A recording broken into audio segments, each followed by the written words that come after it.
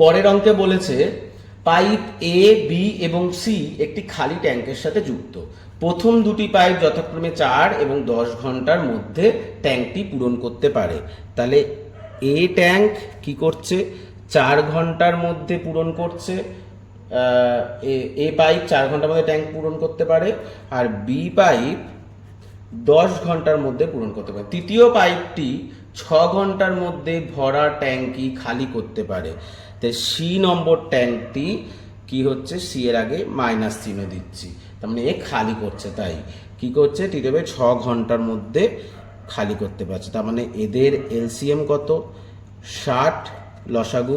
এটাকে কি বললাম, এটা টাইম, ঘন্টা টাইম, এটা হচ্ছে টোটাল ওয়ার্ক। তাহলে এখানে আমার এফিসিয়েন্সি বেরিয়ে আসবে।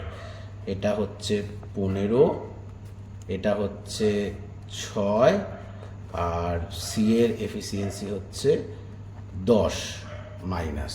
তার মানে এ 1 ঘন্টায় 15 ইউনিট জল ভরতে পারে, বি 6 ইউনিট, আর সি 10 ইউনিট ফাঁকা করতে পারে।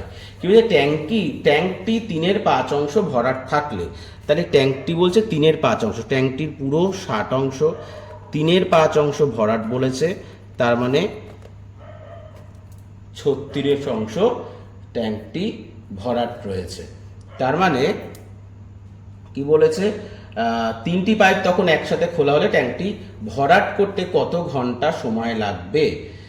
আচ্ছা, এত অংশ ভরাট রয়েছে, তাহলে কত অংশ ফাঁকা আছে, 60 মাইনাস 36 সমান সমান 60 মাইনাস 36 সমান 24 অংশ হচ্ছে ফাঁকা আছে।